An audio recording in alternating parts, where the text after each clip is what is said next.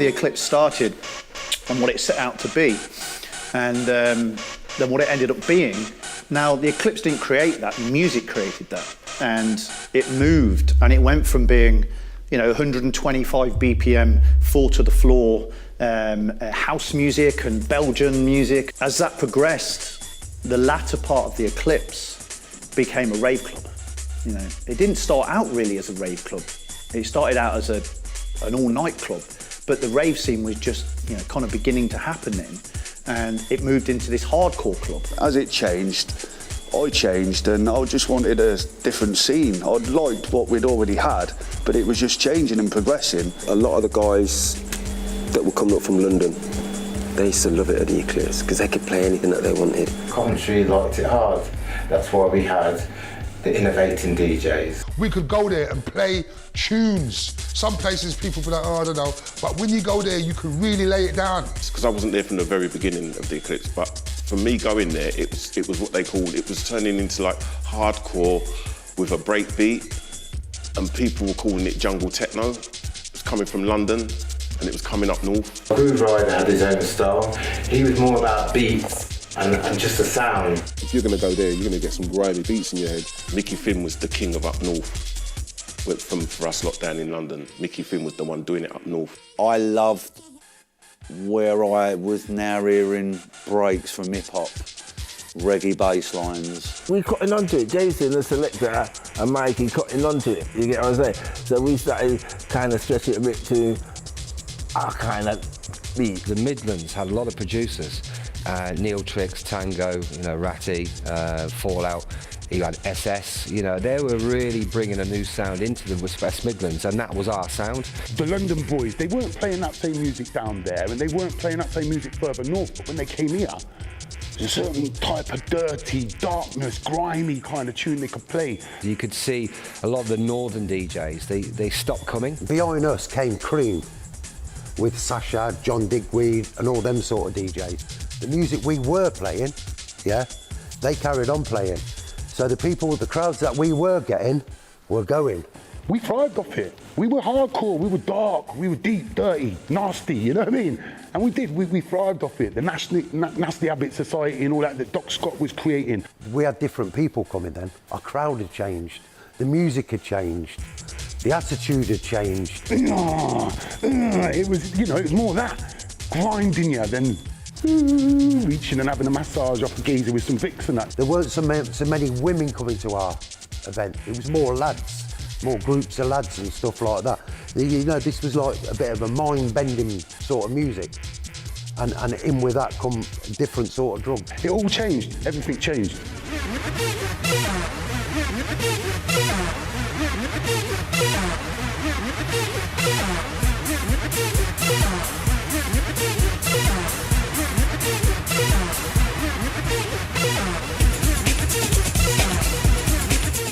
Even the bad boys of the city, they were just in there for a good time.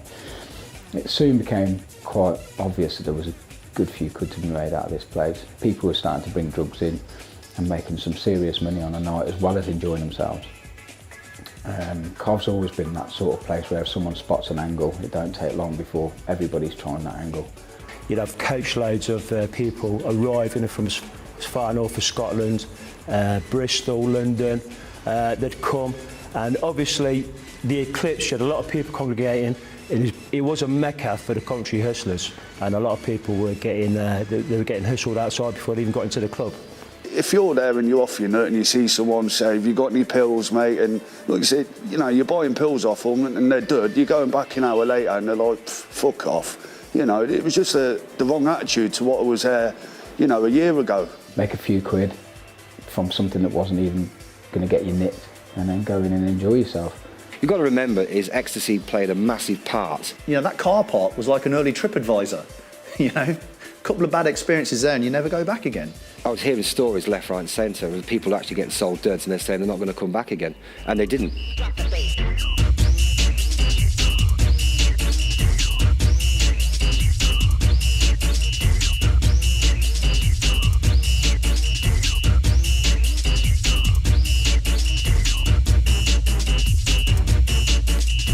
And then when I got my first booking, I was excited, as naturally you would be, you know. And then I went there, played a set, smashed the pieces out of it, and then that's how I met Stuart, the guy who runs it. They made me feel at home. Even the security was cool as well, although some people say they was whatever, but for me, I never got treated bad. This place is run by business people again, not ravers or anything like that. It was the first time that something like this was in the country. It's the first time that something like this was in Coventry. They were just the wrong people for the rave scene. It was run by people that you wouldn't want to mess around with, really. They'd be pulling DJs and taking them into rooms, searching them and threatening them and stuff like that. You'd never put those two people together to be business partners. I'd always had a lot of time for Stuart. Stuart was like, it was a bit of an older brother to me. He took me under his wing, and so like it's about Mick as well. And he sort of made us part of that club from day one, really. So we owe a lot to him. Yeah, I was in the Eclipse one night with a couple of friends. Someone came up to the DJ box and said, Baz wants to see you. Coming down the stairs, a couple of doormen pulled me over. Hands up in the air, hands up in the air, put your hands behind your head. They decided to open a bit of a tuck shop, selling sweets, so to speak. The boss was a notorious guy called Baz Edwards. Unfortunately, he got caught. And back then, it was, you know, you got your old knuckles wrapped for misbehaving. So I went downstairs, went in the office. He said, shut the door. Got frog marched downstairs. The boss turned up and he told me to strip down. Anything I had on me was going to be his. You got a credit card on you? I was like, yeah. So I pulled 2 credit cards out. One was mine and one was which I thought was my mate's. Whoa, this could get really ugly. I'm thinking to myself, I don't really want to be here, but I couldn't go anywhere. I stripped down. And he was just about to feel the pain. He said he was going to break my hands, and I'm like, what is going on here? Then when I handed both of them over, I was actually informed, well, the one that you've got was actually stolen off somebody. He told his boys to go and get a hammer because he wanted to break my hands. And on the desk was a claw hammer. I seen a hammer come in, and he took the hammer and he said, no, it's too small, I want a bigger hammer. So what are you doing with it? Whoa, what is going on here? It's come to my attention that you've been bringing drugs into the club. When he said that, we were taxing his punters. I was shocked, and I was like, well, are you sure it's me? And he said, yeah.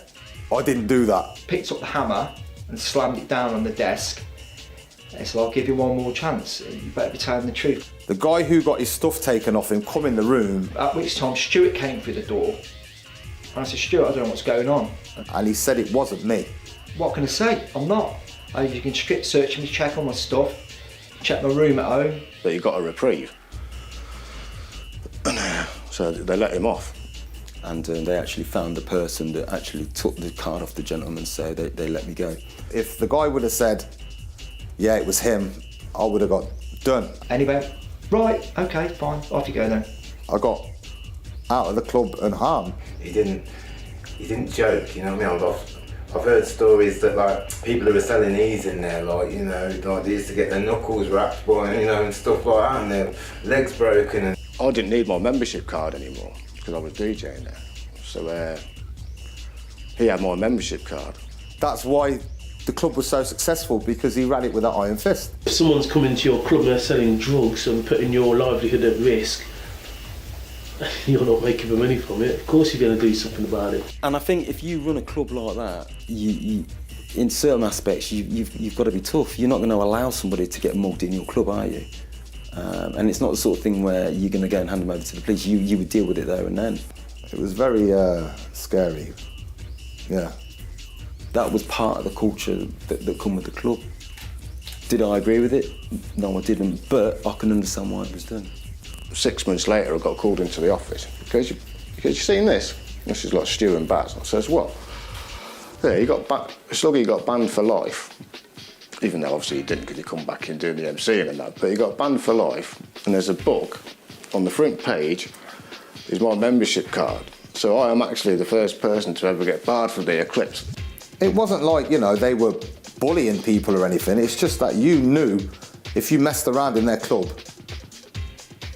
something that wasn't good was going to happen. maybe certain people are taking liberties. Maybe he got wind of certain people, members of staff, that had maybe brought drugs in or were doing drugs while they were working, and he wanted to put a stop to that.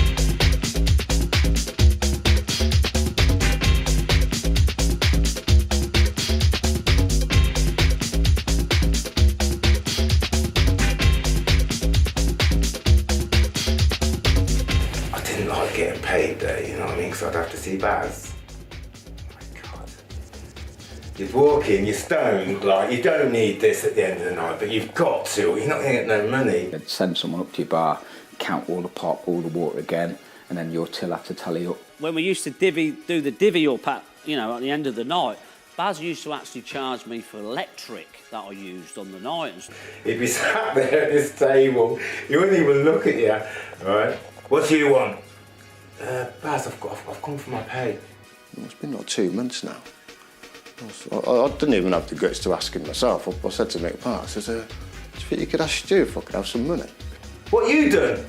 You know, I was MCing, I MC Groove Riders, that's how you was with him. Stuart used to be squirming in his chair thinking, what's he doing like? I've just rammed his club, he's cleaned up behind the bar on the pop and the waters. Then you take your till down, put your till in, count your money, count your pop, and then give you your wages and you're off. So he went and asked him, Stu straight away, he's like, oh, come here, you idiot. But, why didn't you ask me before?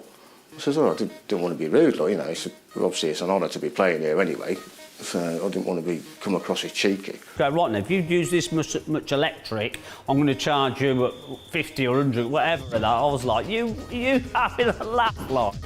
So it was it was crazy time. I was playing upstairs in the DJ stand, and my MC Fearless was downstairs, and it was back in '92. This guy came up to the DJ stand and rewound my record, like put his hand on my record and just stopped it. And I pushed, I said to them, well, get him out, and no one didn't move to him, so I moved to him and got him out. But then when I got him out, he came back in again and done it again. So I punched him and then just kicked off in the DJ stand. Fearless has come running upstairs. We had a fight with this geezer, security come and got him out.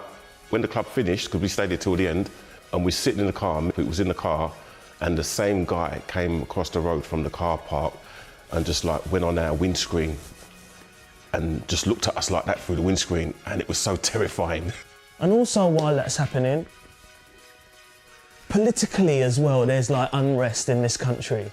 And so while that's just over there though, and at the weekend, thousands of people are doing this. This merger of sort of like cultures and values and dress sense and music and whatever, this is like you say, this has never happened before, and I doubt it will ever happen again. And the reason, unless everything goes back to everyone hating each other and then starting again.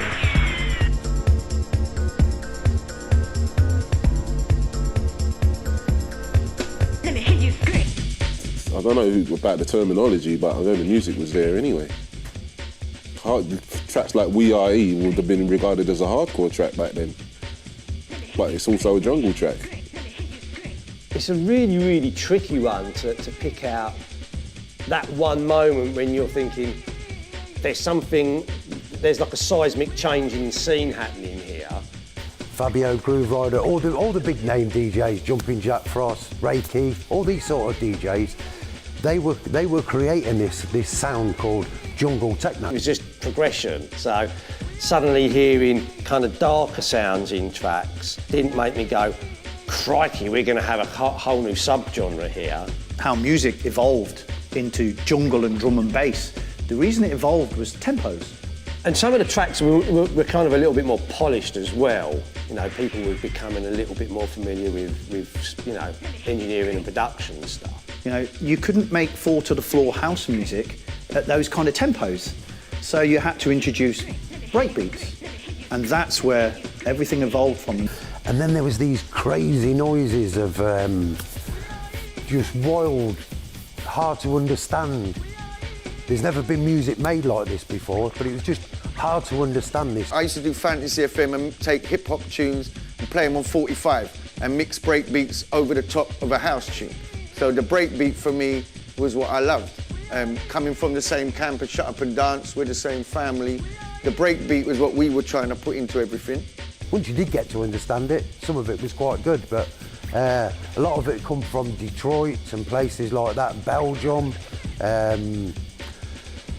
Probably one of our first DJs that got into this sort of hardcore music was DJ Doc Scott, who created a track called NHS and had lots of winding and reversing noises in it.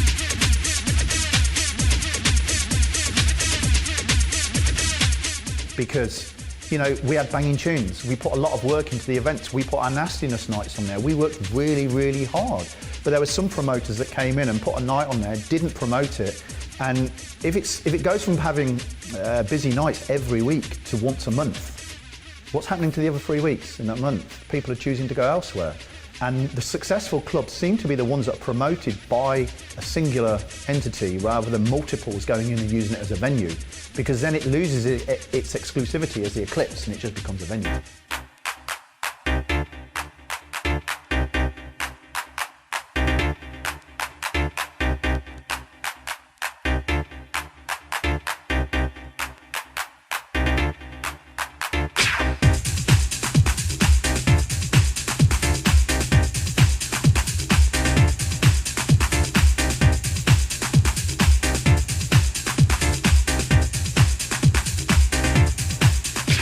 And Eclipse was just that where we could all go together. No matter where we came from, we had us up from up south, we had them up from the Midlands, you had Easy D and them not from up north, do you know what I mean? And everyone would come to the Eclipse and showcase, and it was just one big family, do you know what I mean? The music was hella dark then though, man, it was really dark. It's a proper dark vibes. The drugs did change along with the music. We had New Yorkers, China White, you know, it got a lot harder and grimier along with the music as well. I think it was the evolution of us having something very British, you know, and wanting something very British, and that's what was changed. Obviously, the drugs played a big part of it.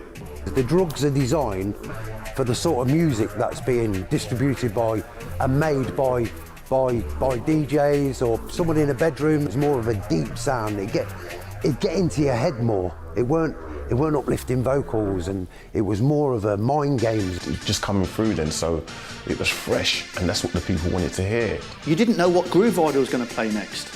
You didn't know what DJ Ron was going to bring. You didn't know what LSD was bringing. You didn't know whether Tango's PA was going to be amazing. You didn't know what new material he was going to play. But what you did know is they were all going to bring loads of different music. And that was your night out. I had that raver's mind when I was DJing, because I used to take the drugs as well.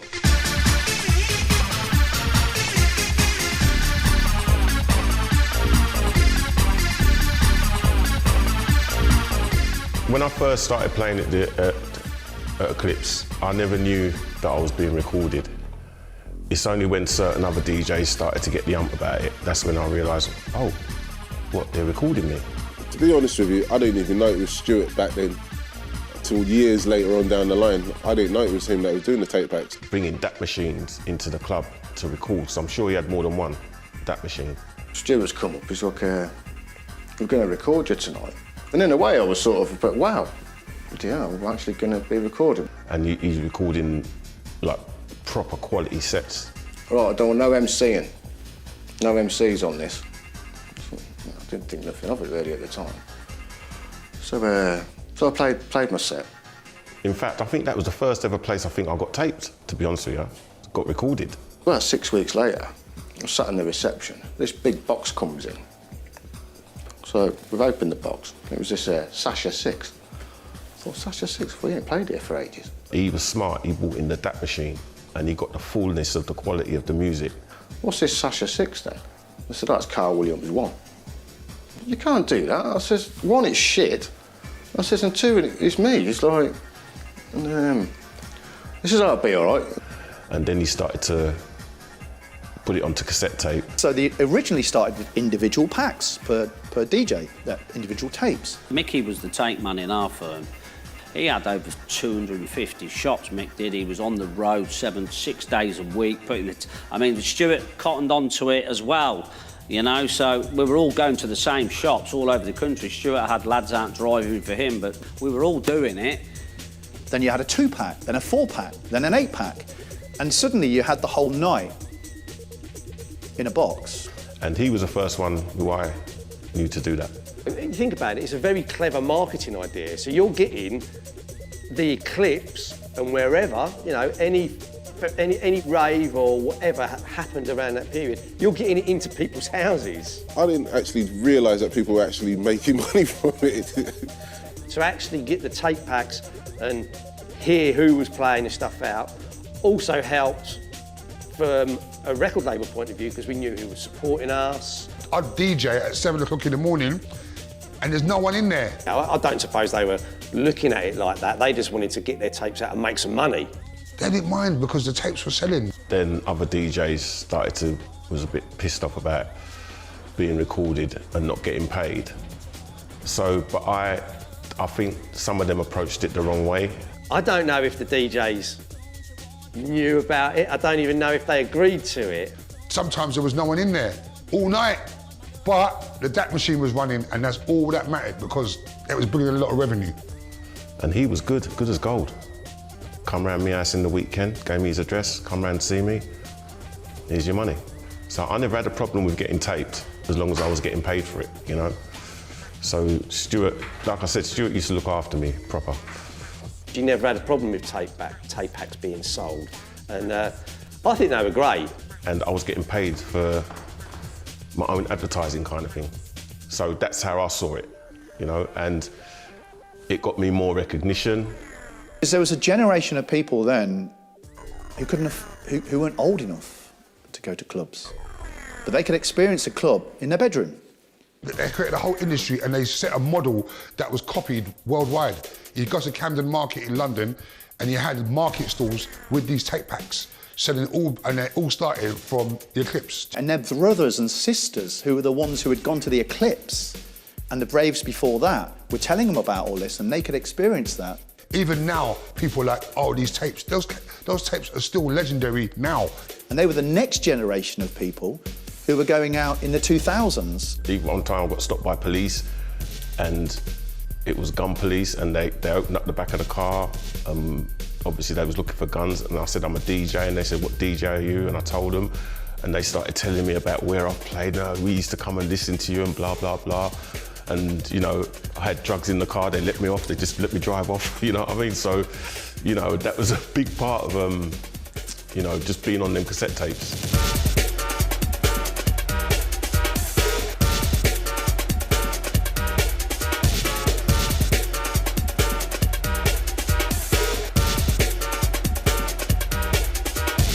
When the scene first started, everyone was there and for each other.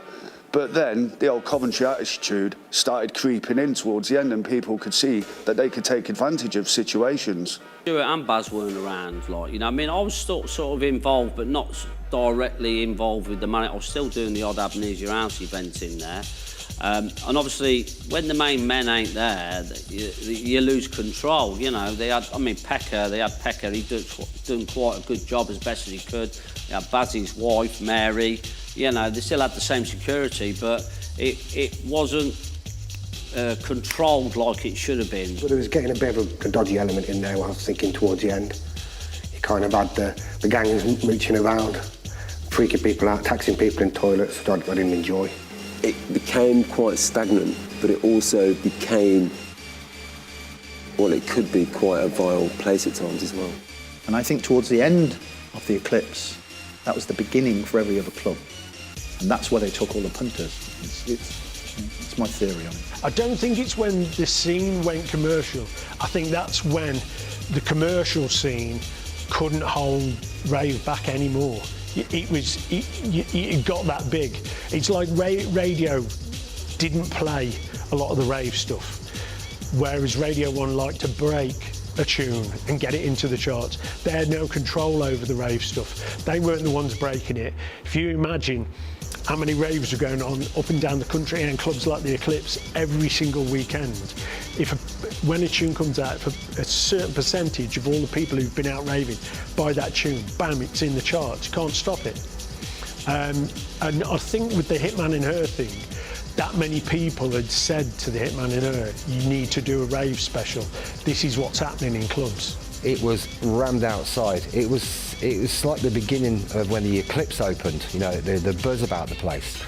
And there was queues going all the way back. What's her name? What was her name? Michaela Strachan, was it, or something? No.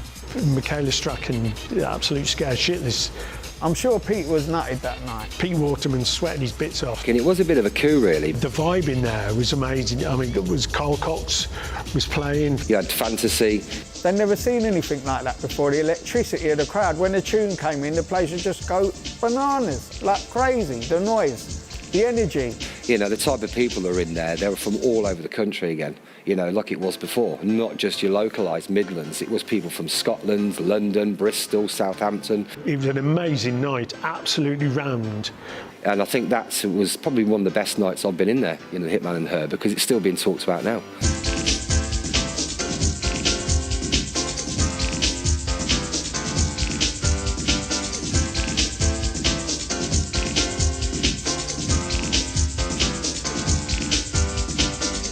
It was absolutely rammed. There was like a condensation dripping off the ceiling. As well as it being a good night, a bit of a commercial night, it was also a bit of a sad ending.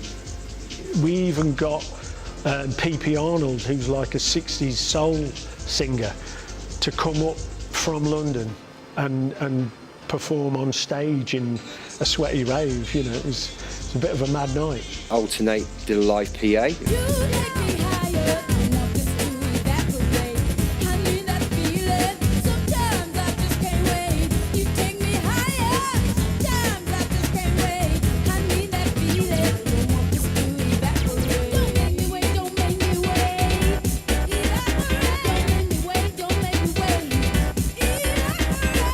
At the beginning, you could go there every week and know you were going to have a good event.